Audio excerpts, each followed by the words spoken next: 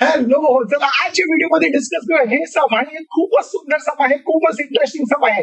Already आपल्याला figure दिलाय आणि इन्फॉर्मेशन दिलंय आणि काय सांगितलं बघा, from the information given in the figure. आपल्याला प्रूव्ह करायचं आहे की पीएमचं लेंथ आणि पीएनचं लेंथ दोघांचं लेंथ सेम आहे आणि दोघांचं लेंथ असणार आहे √3 × a. आता तुम्ही जेव्हा फिगर मध्ये बघताय, कारण इन्फॉर्मेशन फिगर मध्ये दिलंय, तर इन्फॉर्मेशन फिगर मध्ये बघा काय दिले आपल्याला. पीक्यूचं लेंथ दिले ए, पीआरचं लेंथ दिले ए, क्यूआरचं लेंथ दिले ए, आरएनचं लेंथ दिले ए आणि एमक्यूचं लेंथ दिले. म्हणजे ते 5 सेगमेंट आहेत ज्यांचं लेंथ सेम आहे. म्हणजे ते 5ही सेगमेंट एकमेकांना इक्वल आहे आणि त्यांचं सगळ्यांचं लेंथ आहे ए.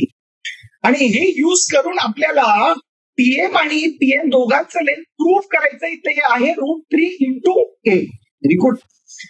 आता हे आपल्याला सोडवायचंय, आपल्याला सॉल्व्ह करायचंय. त्यासाठी पहिल्यांदा बघूया पीएम कसं. दोन्ही एकत्र तर नाही मिळणार आहे, म्हणजे पहिला पीएम फाईंड करूया.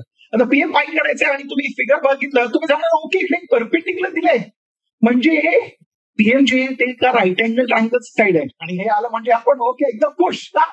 तुम्ही सांगणार आपण काहीतरी सिरम यूज करूया आणि हे हायपोटेन्यूस आहे, हायपोटेन्यूस व्हॅल्यू मिळणार.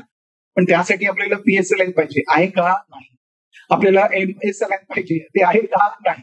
म्हणजे आता आपण ते पायथागोरस थिअरम नाही करणार, ते कसं करायचं चला बघून घेऊया. तर बघा एमक्यूचं लेंथ किती आहे ए, क्यूआरचं लेंथ किती आहे ए, म्हणजे हे दोन्ही एकमेकांना इक्वल आहे आणि हे कोलिनियर आहे ना, एकाच लाईनवर आहे ना. म्हणजे हे जे क्यू आहे ते एमआर साठी काय, तुम्ही सांगणार हो क्यू जे आहे ते एमआरचं मध्यबिंदू आहे, मिड पॉइंट आहे. व्हेरी गुड, असं आपण शकतो ना. व्हेरी गुड, ते आहे, त्याला आपण मागतो रिझल्ट नंबर म्हणजे आपल्याला मिळालं. आता हे जे एमआर आहे ते एका ट्रायंगलचं साईड होऊ शकतं का, हो ट्रायंगल पीएमआरचं. Very good. आता ट्रायंगल पीएमआर मध्ये एका साईडचं मध्यबिंदू आहे आपल्याकडे आणि ते मध्यबिंदू आपण जर पी ला जॉईन केलं म्हणजे पी क्यू काय झालं, मीडियन. व्हेरी गुड, झालं ना. आता या ट्रायंगल मध्ये मीडियन आहे. मीडियन म्हटलं तर आपण सांगणार हो आपल्याला एक थिअरम माहित आहे जिकडे मीडियनचा युज होतो. हो व्हेरी गुड, ते कोणतं आहे, ते आहे अपोलोनियस थिअरम. तुम्हाला माहित आहे ना अपोलोनियस थिअरम काय आहे, ते कधी युज करायचं, कसं युज करायचं, प्रेझेंटेशन कसं लिहायचं, ते सगळं मी एका व्हिडिओमध्ये डिस्कस केलंय. तुम्ही नाही बघितलं तर बघून घ्या, त्याचं लिंक मी तुम्हाला डिस्क्रिप्शन मध्ये दिलंय. म्हणजे तुम्ही सांगणार हो ते अप्लाय करायचंय. ते अप्लाय करायचं म्हणजे काय, मीडियन कुठून चालू होते, कोणत्या वर्टेक्स पासून, पी. म्हणजे आपण काय लिहितो PN square plus PR square result left hand साईडला. राईट हँड साईडला काय लिहितो twice of PQ square plus twice of कोणत्याही इक्वल साईडचा स्क्वेअर. राईट, म्हणजे एमक्यू नाहीतर क्यूआर. ओके, तर तुम्ही सांगणार हो अप्लाय करूया ना, कारण आपल्याला पीआर माहित आहे, मीडियनचं लेंथ माहित आहे, इक्वल पार्टचं लेंथ माहित आहे. म्हणजे ते सोडवलं तर आपल्याला पीएमचा लेंथ मिळणार. म्हणजे युज करूया पहिल्यांदा ट्रायंगल लावूया, ही ट्रायंगल पीएमआर. ओके, या ट्रायंगल मध्ये काय लिहायचं, या ट्रायंगल मध्ये आपल्याला माहित आहे की पीक्यू इज अ मीडियन, म्हणजे आपण लिहिणार segment PQ is a median लिहिलं. ओके, हे पीक्यू मीडियन आहे. राईट, म्हणजे आपण काय लिहिणार, आता आपण युज करणार आहोत थिअरम. म्हणजे आपण काय लिहिणार आहोत, ओके पहिल्यांदा हे मीडियन आहे ते कुठून मिळालं, कारण ते मिड पॉइंट आहे. म्हणजे यायचं तिकडे फ्रॉम 1 दिलं नव्हतं.